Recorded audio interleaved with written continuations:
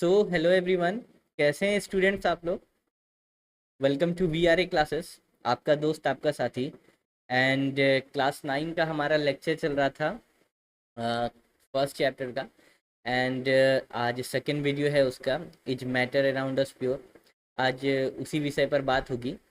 तो स्टूडेंट्स, आज पता है हम लोग क्या पढ़ेंगे? आज पढ़ेंगे हम लोग फिजिकल नेचर को कंटिन्यू करेंगे। लास्ट क्लास में क्या बताए थे कि जो भी पार्टिकल्स जो प्रेजेंट होते हैं मैटर के इनसाइड, उसको पढ़ा जा सकता है या केमिकल नेचर के बेसिस पे या फिजिकल नेचर के बेसिस पे। तो आज हम लोग पढ़ेंगे फिजिकल नेचर के बेसिस पे। ठीक है। फिजिकल नेचर मतलब क्या हो गया? जैसे कि बॉइलिंग हो गया, फ्रीजिंग हो गया, उसका स्टेट हो गया, सॉलिड लिक्विड गैस। ये सब चीज़ फिजिकल नेचर के अंडर में आता है, मतलब कि जिसको हम लोग देख सकते हैं। ठीक है, उसको कैलकुलेट कर सकते हैं, है ना। ये सब चीज़ हम लोग तो देख ही सकते हैं, बॉइलिंग हम लोग देख सकते हैं। ठीक है, उसका स्टेट चेंज होगा, लिक्विड सॉलिड गैस, ये सब देख सकते हैं। तो ये सब फिजिकल नेचर में आता है। ठीक है, तो हम लोग आज वही चीज़ पढ़ने वाले हैं। तो क्या पढ़ेंगे फिजिकल नेचर में? तो फिजिकल नेचर में मेनली हम लोग कैरेक्टरिस्टिक पढ़ेंगे पार्टिकल का, और पार्टिकल कैसे, क्या उसका प्रॉपर्टीज है, ये सब पढ़ेंगे। तो ठीक है स्टूडेंट्स, चलिए हम लोग स्क्रीन पर चलते हैं। ओके, तो स्टूडेंट्स हम लोग स्क्रीन पर आ गए हैं। ठीक है, अब देखिए हम लोग को आज पढ़ना है फिजिकल नेचर।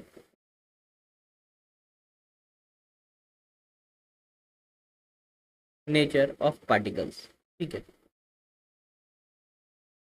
देखिए एनसीईआरटी में इसको इंट्रोड्यूस करने के लिए बताया गया है कि दो स्कूल ऑफ थॉट है।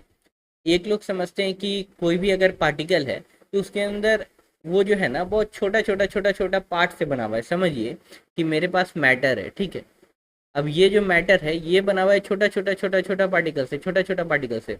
और एक स्कूल ऑफ थॉट कहता है कि मान लीजिए कि एक मैटर है ना, तो ये एक सिंगल ब्लॉक से बना हुआ है, और ये पूरा जो है ना एक सिंगल पार्टिकल। ऐसा है। तो एनसीईआरटी कहता है फिर उसके बाद कि हम लोग जो पढ़ेंगे वो पढ़ेंगे दिस पार्ट, मतलब कि matter is made up of tiny and numerous number of particle. छोटे छोटे से बना हुआ है। जैसे कि एग्जांपल से समझिए कि ह्यूमन बॉडी है। ह्यूमन बॉडी का जो बेसिक स्ट्रक्चरल यूनिट होता है वो क्या होता है? उसको कहते हैं हम लोग सेल। तो ह्यूमन बॉडी जब सेल से बना हुआ है तो छोटा छोटा छोटा छोटा, तो हम लोग कह सकते हैं ना कि ह्यूमन बॉडी का जो पार्टिकल है वो क्या है? सेल है, उसी से बना हुआ है। अगर मान लीजिए कि हाउस है, तो हाउस क्या चीज से बना रहता है? ब्रिक से बना हुआ रहता है, ब्रिक से। तो कह सकते हैं कि हाउस का जो पार्टिकल्स है, जिस जो उसका फॉर्मुलेटिंग एजेंट है वो क्या है? ब्रिक। ठीक, तो इसी तरीके से समझिए। ठीक है, तो फिजिकल नेचर में सबसे पहले बात उठता है कि भाई पार्टिकल्स है, क्या वो हम लोग आंख से देख सकते हैं क्या? तो देखो भाई, नेकेड आई से तो पार्टिकल्स नहीं दिखेंगे आपको। उसके लिए या तो आपको माइक्रोस्कोप यूज करना पड़ेगा या फिर इलेक्ट्रॉन माइक्रोस्कोप। अब देखिए, बात तो आई पार्टिकल के बारे में। तो पार्टिकल को हम लोग देख नहीं सकते हैं, तो कहा गया कि पार्टिकल के बीच में क्या जगह होती है? समझिए आप लोग, जैसे मान लीजिए कि एक रूम में मान लीजिए पार्टी हो रहा है, और इसमें चार दोस्त हैं, और एक और रूम में पार्टी हो रहा है, और इसमें दो दोस्त हैं। तो ये है रूम ए और ये है रूम बी। तो अगर कहा जाए कि कोई एक न्यू मेंबर को कहा जाए कि जाओ रूम में, तो वो न्यू मेंबर कह सकता है कि भाई ए रूम में तो जगह नहीं है, मुझे बी रूम में भेज दो क्योंकि वहां जगह है। तो यहाँ पर जो प्रेजेंट है आदमी लोग, उससे दिख रहा है कि वहां पे जगह है और जगह नहीं है क्लियरली। या ऐसा कोई भी मैटर में पार्टिकल्स के थ्रू दिखता है कि पार्टिकल्स में जगह है कि नहीं है, आपस में बीच में कितना जगह है, ज़्यादा है? तो इसका आंसर है हाँ। हम लोग ये एक्सपेरिमेंट से पता लगा सकते हैं कि पार्टिकल में ये बीच में जगह है कि नहीं है। तो ये कैसे पता लगाते हैं? तो ये पता लगाने के लिए आपके एनसीईआरटी में एक बहुत ही अच्छा एग्जाम्पल दिया हुआ है, एक्टिविटी दिया हुआ है। एक्टिविटी में कहा गया है कि एक गिलास पानी ले लीजिए। एक गिलास पानी ले लिए, समझिए कि 100 ml हम क्या लिए हैं? वाटर ले लिए। और इसमें ऐड कर देंगे 1 टेबल स्पून सॉल्ट। जैसे ही एक चम्मच सॉल्ट ऐड करेंगे ग्लास में, तो हम देखेंगे कि नमक जो है, सॉल्ट, वो सबसे पहले तो नीचे सेटल डाउन कर जाएगा और थोड़ा बहुत घुल जाएगा। उसके बाद एक स्टरर लेके आएंगे, छड़ी, और उससे उसको डिजोल्व करने का कोशिश करेंगे। 2-3 मिनट घुमाएंगे तो देखेंगे कि अब जो है ना वाटर क्रिस्टल क्लियर हो गया है, पूरा एकदम क्रिस्टल क्लियर वाटर है। अगर उसको टेस्ट करेंगे तो पानी जो है नमकीन लगेगा, ऊपर से टेस्ट करेंगे तो भी नमकीन लगेगा, नीचे से भी उठाएंगे तो भी नमकीन लगेगा। नमक इसमें पूरी तरीके से घुल गया है। तो अब ये नमक जो है, जो हमें पहले थोड़ा देर पहले दिख रहा था, अब गया कहाँ? गया कहाँ? वो अदृश्य हो गया है। तो वो गया कहीं नहीं है, वो जो वाटर के बीच में जो मॉलिक्यूल्स हैं, उसके उसके जो पार्टिकल्स हैं, उसके बीच में होता है जगह, और सॉल्ट वहीं पे जाके छिप गया है। ठीक है, देखिए इसको और अच्छा से हम समझाते हैं। वाटर क्या लिखते हैं? H2O। ये किस तरीके से जुड़ा हुआ रहता है? तो एक ऑक्सीजन आइटम रहता है और 2 हाइड्रोजन आइटम से ये जुड़ा हुआ रहता है। तो अगर पानी है तो इसका मतलब हम जो है ना इसको कुछ ऐसे बनाते हैं, ठीक है, ऐसे। ठीक? अब यहाँ पर क्या है कि मॉलिक्यूल है, सब जगह यही मॉलिक्यूल, यही मॉलिक्यूल, यही मॉलिक्यूल, यही मॉलिक्यूल क्या है? घूम रहा है। और इसी के बीच में क्या है कि जगह है, इसी के बीच में क्या है? जगह है। तो यही जगह में क्या होता है ना कि हम लोग जब उसको घुमाते हैं तो छोटा छोटा पार्टिकल सॉल्ट का टूटते टूटते वो क्या होता है ना कि यहाँ जगह में जाके छिप जाता है, जिसके वजह से सॉल्ट तो गायब हो जाता है और टेस्ट पूरे पानी में आ जाता है, क्योंकि ये प्योर ट्रू सॉल्यूशन है। ठीक है, और इससे हम लोग क्या कंक्लूजन निकालते हैं कि पार्टिकल के बीच में स्पेस रहता है। ये चीज क्लियर हुआ। दूसरा चीज कहा गया कि पार्टिकल्स का जो साइज होता है, particles size are very small. Particle का साइज बहुत स्मॉल होता है, बहुत छोटा होता है। इसको भी करने का एक एक्टिविटी दिया हुआ है एनसीईआरटी में। उसके लिए क्या किया गया है वो भी डिस्कस कर लेते हैं। उसके लिए दिया गया है कि पोटेशियम परमैंगनेट को यूज किया गया है। पोटेशियम परमैंगनेट, इसका फॉर्मूला क्या होता है? तो KMnO4। ठीक है, और इसमें ये अगर जाता है ना तो ऐसे टूटता है K+MnO4-। और ये जो परमैंगनेट आयन है ना, यही इसको जो है ना कलर देता है। कौन सा कलर देता है? तो देता है dark purple colour. Dark purple colour, यही आयन रिस्पॉन्सिबल है कलर के लिए। तो आपसे अगर कोई पूछे कि क्या रिस्पॉन्सिबल है, तो परमैंगनेट आयन जो है ना वो रिस्पॉन्सिबल है। ठीक है, तो पोटेशियम परमैंगनेट का क्या ले आते हैं हम लोग ले आते हैं क्रिस्टल। क्रिस्टल, और इससे हम इस एक्टिविटी से हम लोग क्या शो करने जा रहे हैं कि पार्टिकल साइज जो है ना बहुत छोटा होता है किसी भी मैटर का। ठीक है, वही शो कराने जा रहे हैं। तो हम लोग क्या करेंगे कि क्रिस्टल को क्या करेंगे, ले आएंगे और 1 ग्लास पानी रख लेंगे अपने पास। 1 ग्लास पानी, 100 ml वाटर ले आए। अब 100 ml वाटर में हम क्या करेंगे ना कि थोड़ा सा कुछ क्रिस्टल ऐड कर देंगे। जैसे ही क्रिस्टल ऐड करेंगे तो हम देखेंगे कि पानी का कलर जो है ना एकदम डीप ब्लू सॉल्यूशन में बदल गया, पर्पल सॉल्यूशन हो गया। ठीक है, बैंगनी टाइप से एकदम हो गया। ठीक है, तो इसका मतलब क्या हो रहा है कि परमैंगनेट आयन उसमें क्या हो रहा है, घुल गया। अब हम क्या करेंगे कि इससे एक ड्रॉपर लेंगे, एक ड्रॉपर में 10 ml के आसपास क्या करेंगे, उसमें उठा लेंगे ये वाला कलर्ड वाटर, और इसको एक सादा ग्लास में डाल देंगे। सादा ग्लास में पहले से पानी क्लियर रहेगा, इसमें जैसे डालेंगे आप देखिएगा कि इसका भी कलर जो है ना डीप ब्लू होने लगा है, पर इंटेंसिटी इसके जैसा नहीं होगा, इंटेंसिटी थोड़ा सा कम हो जाएगा। अब इसमें जब जो 10 ml वाटर हम लोग उठाए थे वो जब घुल जाएगा, ठीक है, पूरी तरीके से, तो फिर इससे भी 10 ml उठा लेंगे और एक न्यू ग्लास में डाल देंगे जिसमें कि क्लियर वाटर है। देखेंगे कि इसमें भी जो है ना हम लोगों को कलर दिखा, पर इंटेंसिटी इससे कम हो जाएगा। ठीक? फिर उसके बाद फिर ये चीज हम लोग रिपीट करेंगे।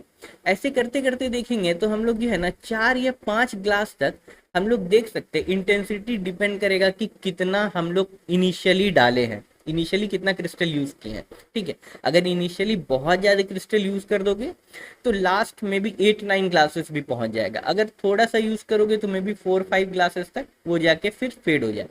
तो हम लोग क्या देख रहे हैं कि 10 ml उठाए आगे बढ़े, 10 ml उठाए आगे बढ़े, ऐसे बढ़ते गए। तो देखिए कि कलर जो है ना हम पास ऑन करते जा रहे हैं, भले वो फेड हो रहा है लेकिन कलर जा रहा है।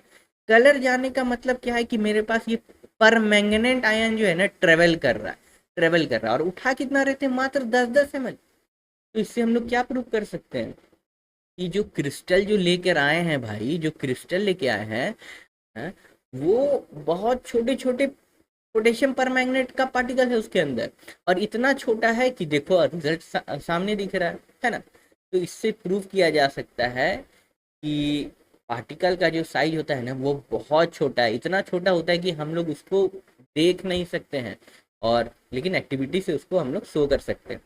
तो this is the activity students, जहाँ पे हम लोग बता सकते हैं कि particle size of matter are very small. ये क्लियर हुआ? अब आगे बढ़ेंगे हम लोग पढ़ेंगे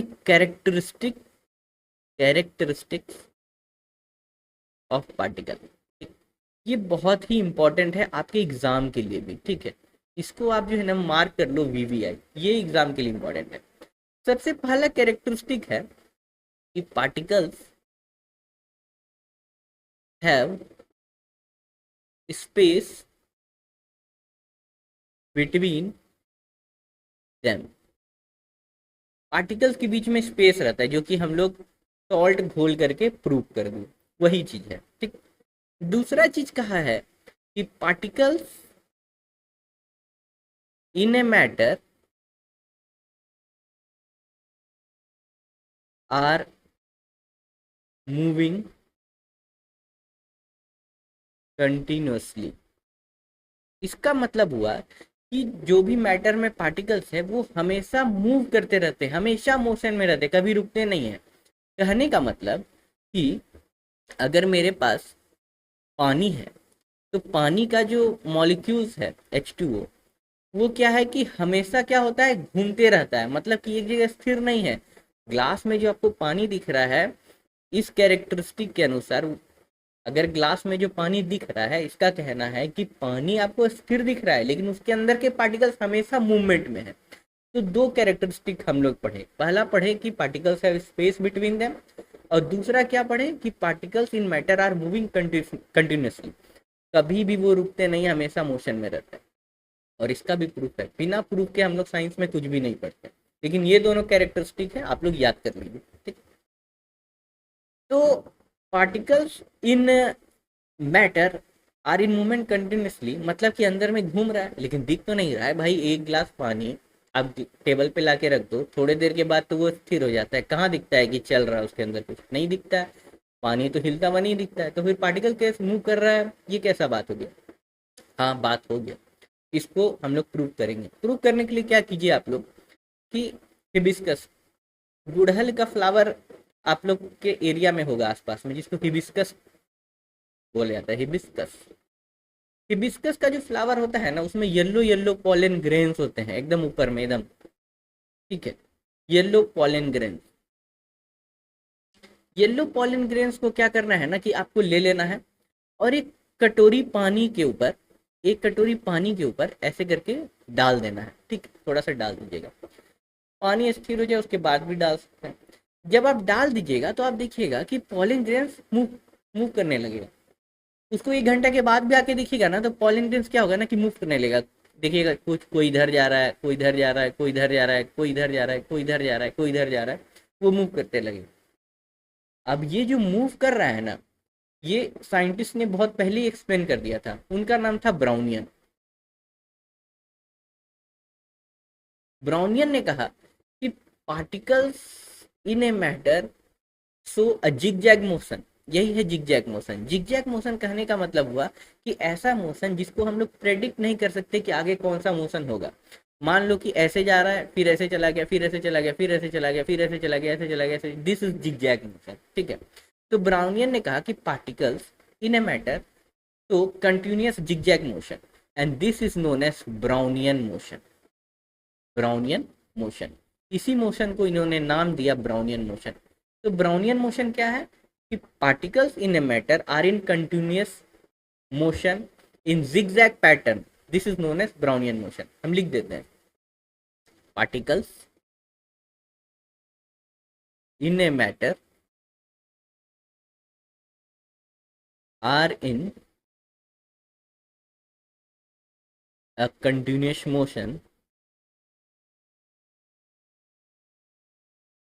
in a zigzag pattern known as Brownian motion.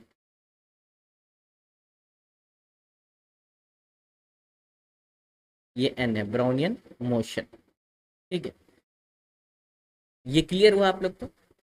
तो यहाँ से ये भी प्रूव हो गया कि जो पार्टिकल्स हैं वो भी मैटर में जो है वो हमेशा घूमते रहते हैं, क्योंकि पॉलन गैस हम लोग जैसे ही देखेंगे, मैंने भी करके देखा, आप भी करके देख सकते हो। तो वहाँ पे स्टूडेंट्स क्या होगा कि जैसे ही डालोगे वो क्या होगा कि हिलने लगेगा, और हिलने लगेगा and they will continue to means they will continue to move, and we can say that this zigzag pattern is known as Brownian motion and this characteristic is also true। हाँ, एक चीज और, अगर मान लो हिबिस्कस नहीं मिला तो क्या हम लोग ये है ना स्मॉल थर्मोकोल का छोटा छोटा पार्टिकल को यूज कर सकते हैं, पेपर का छोटा छोटा बिट्स को यूज कर सकते हैं। लेकिन पेपर क्या होगा ना कि आपका वाटर एब्जॉर्ब करके फिर सिंक कर जाएगा। ठीक है, तो आप लोग ये छोटा छोटा थर्मोकोल का छोटा छोटा उसको बॉल्स को कट करके यूज कर सकते हो। ठीक है, इसलिए हम वो सब का एग्जांपल दे रहे हैं क्योंकि वो सब बहुत ज़्यादा लाइट वेट होता है। अब पार्टिकल बहुत छोटा होता है ना, अगर ज़्यादा हैवी देंगे तो या तो वो सिंक कर जाएगा या फिर दिक्कत हो जाएगा। तो इसलिए लाइट वेट यूज़ करेंगे तो वहाँ पे हम लोगों को क्या होगा कि मूवमेंट आसानी से दिखेगा। ठीक, तो स्टूडेंट्स यहाँ पर हम लोग क्या समझे? तो हम लोग समझे यहाँ पर दो चीज़। क्या दो चीज़ समझे?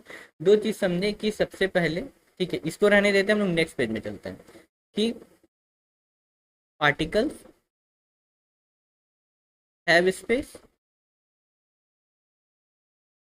and they are in continuous motion। continuous motion ये क्या है? तो कैरेक्टरिस्टिक है। तो याद रहेगा आप लोग को। तो आज की वीडियो में बस इतना ही रखते हैं, धीरे धीरे हम लोग लोड भी बढ़ाएंगे। ठीक है, और कोई बात नहीं, आप लोग को वीडियो जैसा लगा आप लोग कमेंट में करके बताइए, कमेंट करके बताइए कि कैसा लगा वीडियो। और कुछ भी अगर और डाउट हो या कुछ हो तो आप लोग उसको लिख सकते हैं, हम लोग तुरंत उसको सॉल्व करेंगे। हमारी सपोर्ट टीम हमेशा तैयार है।